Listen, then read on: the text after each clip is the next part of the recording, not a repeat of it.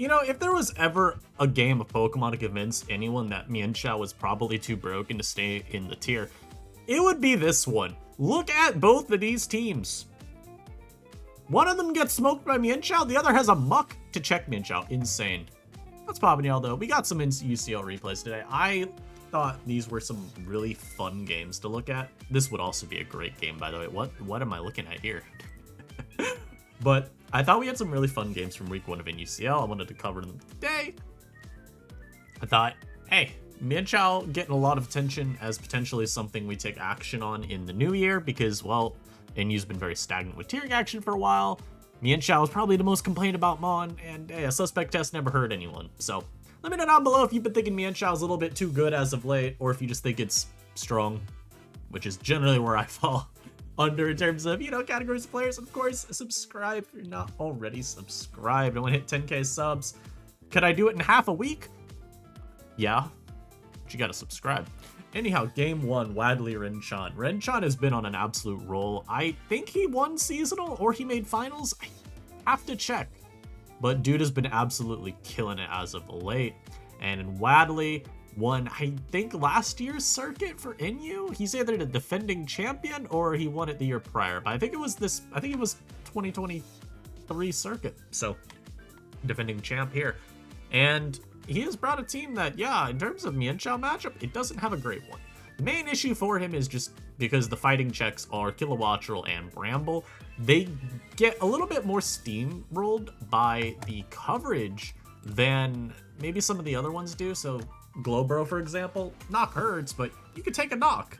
Vileplume, yeah, the ice moves hurt, but you don't die immediately. You take a lot, but you live, right? These mons are getting folded up if the Mienshao player ever predicts properly, and otherwise, Wadley's team is just going to be very, very reliant on defensive Terras from Pokemon like, say, Incineroar and Gastrodon to not get folded up by this Mienshao. The Muck's an interesting pick. Like I said, it is a Mienshao panic check, but even in this game, in theory, it's a Croak check, but it's also in theory a free Swords Dance, or 7. It would entirely depend on if this actually has Zen Headbutt, and I'm gonna be honest, bro, I don't anticipate it being Zen Headbutt. This is not February 2023, so let's get into it. As we see, Ren leads with Flygon into the Gastrodon. That is always a free U-turn as you get to bring out your Mienshao here, as the Gastro goes for rocks, and Ren CC'd immediately. Knowing that even with a defense drop, nothing kills, you could see this as a very physically defensive Gastrodon as well, not taking too much from CC, all things considered, and now Ren has to switch because you gotta fear the Terra. So Kilo comes out on the PZ. It is a Specs Kilo, which is very interesting, not a set you really see even on Rain. And Incineroar comes out versus the Porygon Z, which looks to be Scarf to me. That's not Specs Chip, I don't think. It was also Adaptability. But yeah, the Incin gets some chip on the Muck afterwards, and I mean, Muck chip's good for Kilo. Unfortunately though, he goes for another knock, I think really wanting to try to catch Vapo. So the Muck ends up staying alive. He could have killed it with a Blitz or an EQ. He gets a knock off on the Flygon. This actually ends up being Scarf, which makes me unsure what this thing's item is. But knocking the Flygon is still really good. Red carding this into Muck is less good. I'm also not sure what red card is really for, other than maybe a Polter immunity, but I digress. Leech Seed and then switch to Incin, trying to get a little bit of HP back because this Mon is still good to keep around as a check to the Porygon Z, and I guess even just an annoyance for Zong, as he got the knock. And I mean, hell, you can even argue it's an annoyance for the Vapo because he got the knock off here. He's also able to get a nice fast little U-turn there, bring in the Kilo.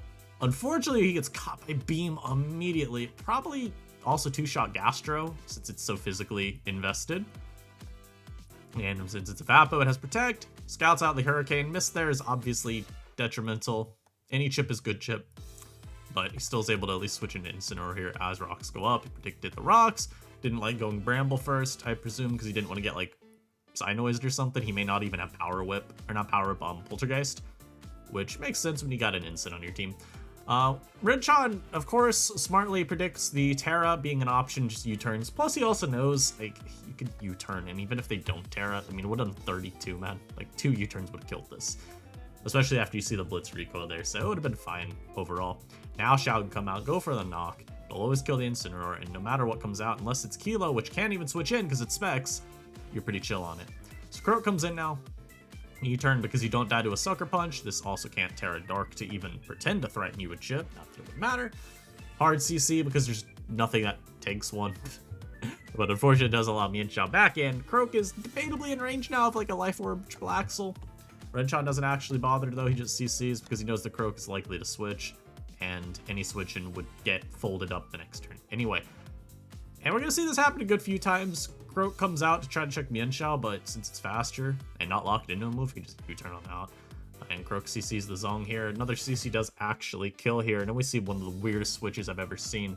Zong switch into the Mienshao. Keep in mind, there is still Terra available, so like, I do understand not keeping the Zong in and risking like a gunk shot, but there's a Swords Dance here inexplicably. And that's probably the one that confuses me the most, because if Zong Terras, there is a high chance it's Terra Fairy still. I guess Terra Water could be a thing too, but on a team with Vapo, I don't think you need Water. Fairy is just so much more default, like, useful. Especially on a team that is marginally weak to Flygon. I mean, it's not weak because it's got a Zong, right? But it's the only check, so oftentimes they will go for Terra Fairy just to help with the Flygon matchup.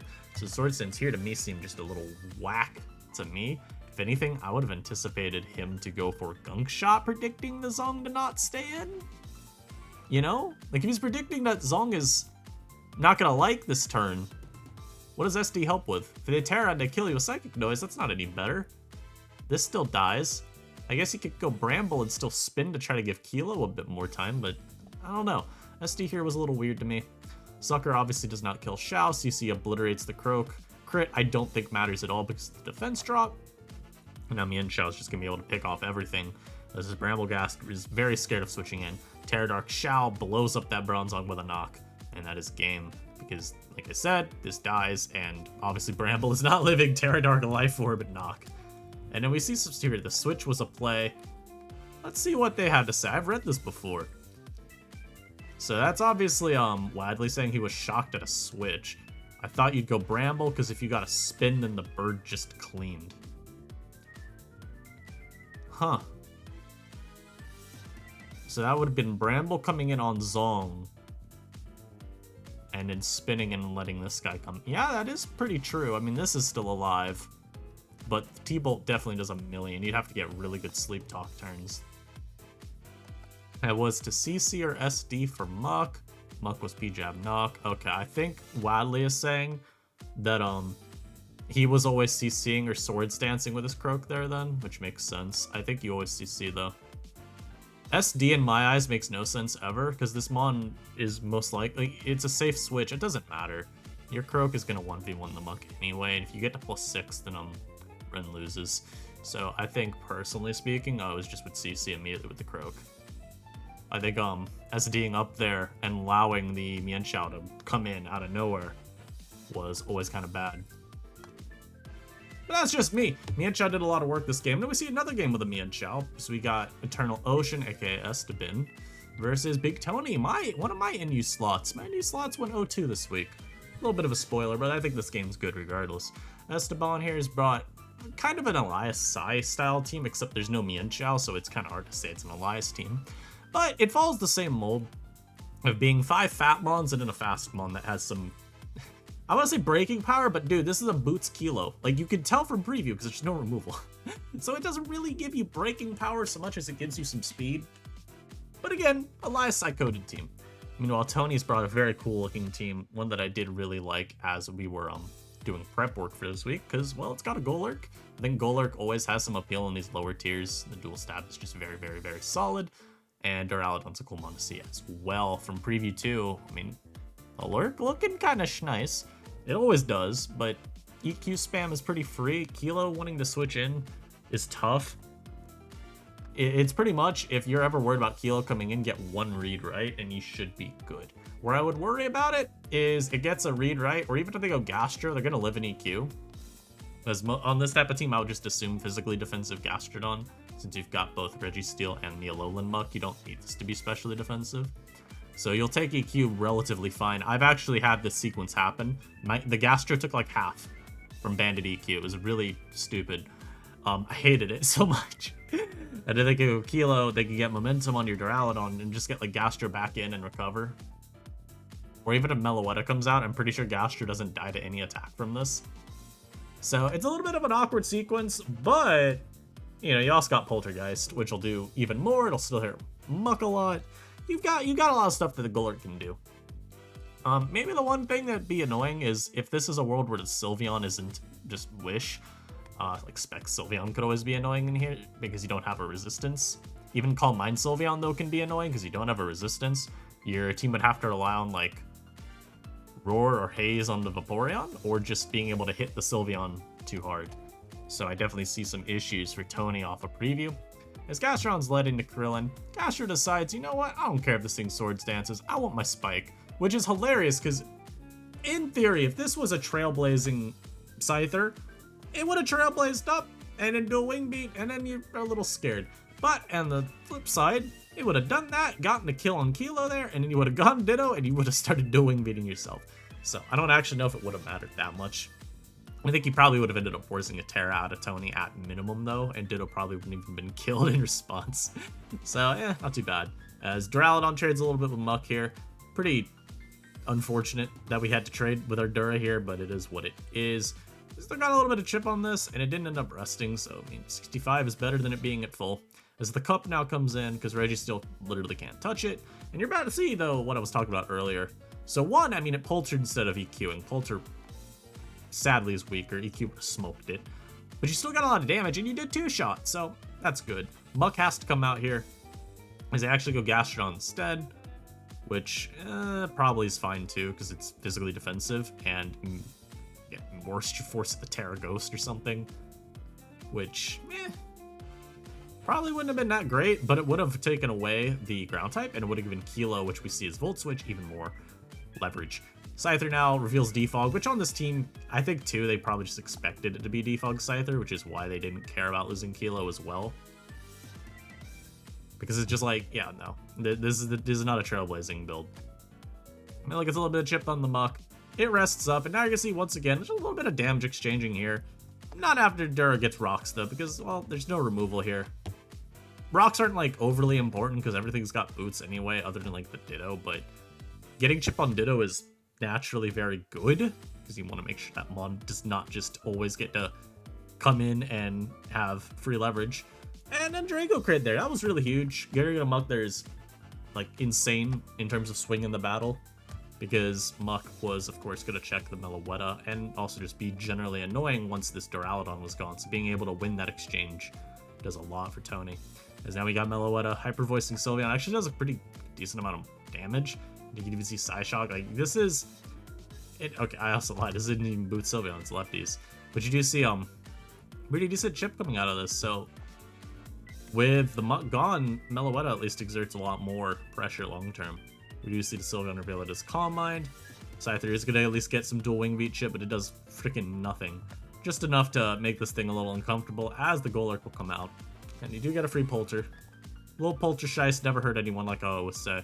At this point, I may even consider Terra Ghosting just to smoke something. But this also implies it's Terra Ghost, and I really don't remember. But I do get rid of Kilo here. Even EQ locking at this point isn't even that bad. But once again, switch out just to preserve Mr. Golurkingtons. I would always wish pass into Golurk if I ever got a chance. But I don't think that's ever happening. As you can see here, the Gastro. Actually, I was going to say the Gastro goes for Surf, but no, I got that turned wrong. It actually switched to Sylveon. So he would have allowed Golurk back to full, which I think is a losing play. But I also think at the same time, he probably assumed Meloetta would come out, not risking Golurk. As he can go Golurk here on a more obvious Protect, which is better for Tony long term. So Lurk once again gets to throw off of an attack. You are getting low on Polters, and this thing can always do the Protect Scout. So Polter comes in, it does not do nearly enough to Sylveon. Okay, well it did plenty, but 83 is still not nearly enough. Personally here, by the way, I think this is a bit of a throw. Because of this. So this thing protects, gets a little bit of HP back. Protects again, gets a little HP back. And because of that double protect, Eternal Ocean can Terra Steel. And the Psyshock doesn't kill anymore. So why I think that's a bit of a throw, I think you can just always go Shao and CC instead. And the reason you do that is because at worst you force Gastro in. Gastro is probably 2-shot. If we're seeing Life Orb Gastros take, or not Life Orb Gastros, we're seeing Life Orb Shaos do 60 to Gastro, then Scarf Shao should also 2-shot. Just because you take away the 30% damage ample, 70% of that's, what, 42? So over 2 turns, if that's at 82, you probably would have killed. And I'm just basing it off of this previous game's damage rolls. And pretty much the logic I see coming into this game. I think you always had a safer play. You could even tear fighting like Tony revealed he had here. And yeah, no, he instead was he gave him, it was obviously a little lucky. Naturally, he got luck earlier with the muck, so you don't complain too much. Without that luck, this muck actually probably still walling a lot of the team, or at least forcing Golurk to have to make some more proactive plays with predicting Kilo versus muck. I think Golurk would have still done a ton to muck, but I digress. I think CCing with Parfait would have been very good, and I am going to start kind of skipping through this, because admittedly, the way the rest of this game goes, and I do think maybe some of this was a little bit, he starts wasting some CCs, and it really comes back to bite him, because this Gastro just doesn't take enough. Like, you could have even Terra CC'd as well versus the Sylveon just to make sure that it died, and it would have always given you a 2-shot on the Gastrodonus. So then you get a little bit of a stall there. Sylveon comes out eventually. Mienshao just getting progressively lower and lower on CCs. And yeah, it does kill the Gastro here. But you're never going to get this CC off unless you stall out 6 more protects, which I regret to inform you will not happen. And we died to struggle. So Tony got a little bit of luck. Ocean got a little bit of luck. I think Tony since he got his luck earlier though, he definitely needed to try to capitalize on it. And yeah, we had one little sequence there that I think we could have taken a little cleaner. But I'm watching this in post. It's a lot easier for me to make these comments and not feel bad about it. Anyhow, this is a shorter game. Acid's loaded up. Pretty just standard fair balance here. Not a type of team that I would use, I don't think, much right now, especially because Ghost Resist being Vaporeon is always a little shaky. Dark Resist Shao as well is shaky, but I think it's still a solid angle to take balance from. Meanwhile, Toother's just loaded up some garbage. I'm sorry. I don't think this is a good team at all. Swalot Sableye? How scared are we of Mienshao? We're trying to prove a point with this game. We're not trying to win. We're trying to just make people say, oh, look how broken Mienshao is. He's loading up Swalot Sableye. Just my honest opinion on that one. I even said as much in my predicts post. I said I can't ever bold Toother in this week because he brought Swalot Sableye last week. I gotta wait till he brings some real teams. This is like... Somehow this team's more Elias coded than this team. And you know why? It's because it has the Mienshao. It's just because it has the Mienshao. Though it's missing an Avalugg. You have to drop one of these bozos for Avalugg. And then you have an Elias team. All that aside, yeah, I mean, pick your poison. What do you want to win with this game? In theory, it's like this team does a good job of defensively answering the mons on this build. In play, what you're going to see is, this is insane. You're going to see something else happen. So, Acid immediately, good U-turn. Just knowing Zong's always got to come out. Nothing else can really pretend to pivot in unless the Gastro wanted to come out. So, we see a lot of good switching around from Elias early on, just keeping his momentum up, knowing what was going to come out at all times, pivoting appropriately as well, and being able to just have all the momentum on his side for all the zero turns. Like, look at his U-turn, U-turn, U-turn. Shandy getting in where it needs to as well. Just very nicely played out from him. This time he actually does stay in. He goes for a Fire Blast. This is easily checkable by Toother's team. He's got both a Gastro and an Incineroar. This is light work. Gastro takes 30. Pretty evil damage. It does reveal though that it's specs. I hope. I don't actually know. Oh, and then Acid pulls the trigger and just seizes the Incineroar. So he encounters here. He channels his inner ladder Rabia, knowing that the ladder wants to sack their Incineroar at every instance. And I'll be honest, this is where the game just gets out of hand for Toother. He can't answer Shadow Ball anymore. So Zong comes out, Chandy's just right in, and it's one play versus the Mienshao he got wrong. He had 2 full-on counters, he went to neither of them, and now this Mon clicks Shadow Ball repeatedly and just wins the entire game. Incredible. So this Mienshao lives that. I don't know if that means it's Assault Vest. I truthfully feel like it oh, it's also his Boots Shandy the entire time, so this is probably just Scarf. This is hilarious, by the way, too, because he He could have killed this Gastrodon earlier with Energy Ball. He just didn't. He was feeling kind. He kills it here, though. Toother still having elected not to Terra. Obviously there, he's just trying to bait Acid into, I guess, not e-balling out of the fear of this Terra poisoning. Doesn't work, though. Acid gets to Shandy, and once again, these protects don't do anything, of course. Probably put it out of Shadow Ball range, admittedly, but Fire Blast will cook you up. And now the Swallow comes out. Acid at this point now fishing for a 6-0, which is very respectable. Sableye enters the fray. It dies to EQ. It doesn't die at all. It took 41. Takes an EQ, though, like a champ. I don't know why I said it dies. Shandy gets back out, kills this. Swallow comes out. It does live the Fire Blast. Unfortunately, Acid will not be 6-0ing. But he gets the next best thing, a 5-0, which, as far as I'm aware, still counted as a body bag back when Shofu did his body bag weeks in the dark ages of 2012 and 2011. So yeah, this is what this is like peak Copage. It also checks Toxicroak for what it's worth, but if you're running Gastrodon, I don't think you really care as much about Croak to begin with.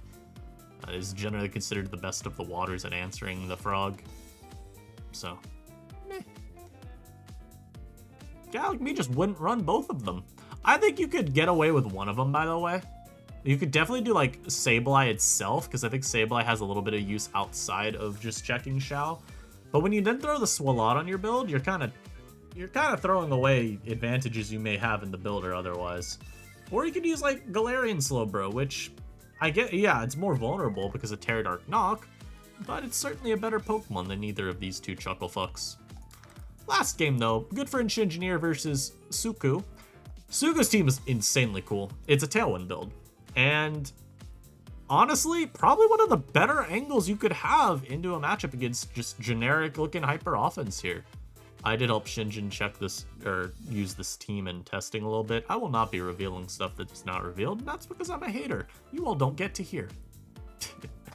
Nah, but it's gonna be like dual screens keys, and then some double dancing Porygon Z, a very increasingly standard set from Porygon Z, where you have a bulky EV spread with a Citrus Berry, and it actually gives you a good bit more leverage to boost and set up, especially, well, when you run a dual screens keys.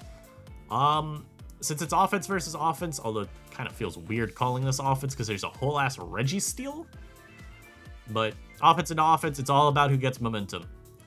I don't really think anyone really has a better matchup in the traditional sense, but I do think priority speed boost is pretty huge. It's going to come down to the timing of these screens, I think, for the most part. So Key stays in, knowing it could live a hit from, I guess, non-banded Flygon, which is crazy to do just off rip and just spike like that, but you know what, it works out pretty well.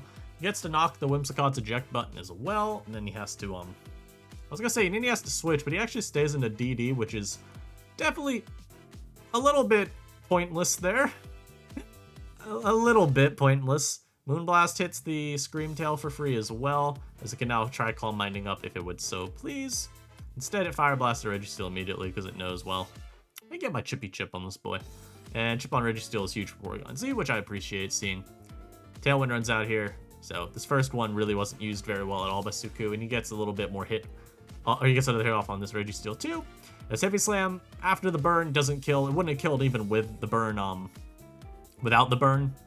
But again, I'd rather see this thing at 7 than I would at 37. As we're going to see overall, though, it doesn't really end up mattering because the Screamtail switches out anyway here after Flygon sets a Tailwind.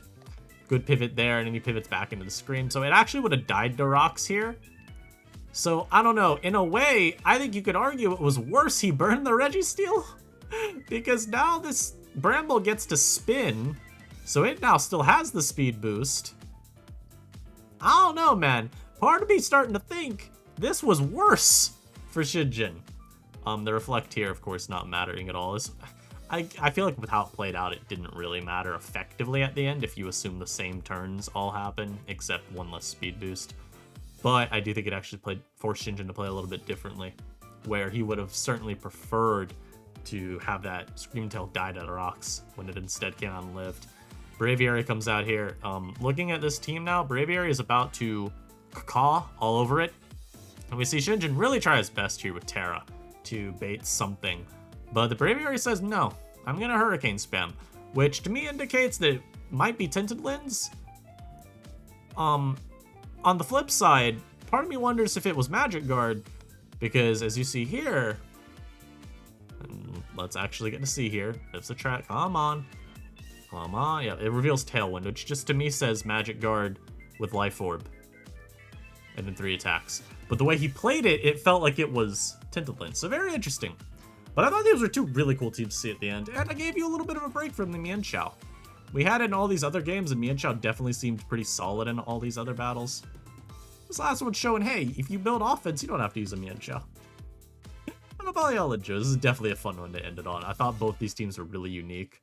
Jinjin's team just offering you a cool glance at HO with some ones you don't see nearly as much. Dread and Scrafty specifically, but even Keys. You don't really see screens at all in NU right now, so it was interesting to see someone try it. Shouts out to all the people that played in NUCL. As I'm recording this, week 2 has already started, and my team's up 1-0 right now. Hopefully, we're not 1-1 by the end of the evening. Chungler, I'm wishing good things for you, buddy, but I will catch y'all in the next one. Like, subscribe, comment down below. Join as a member. Buy some advanced GG on my affiliate link. Super chat. I'm just messing with y'all at this point. Take care, though, y'all. Have a great evening.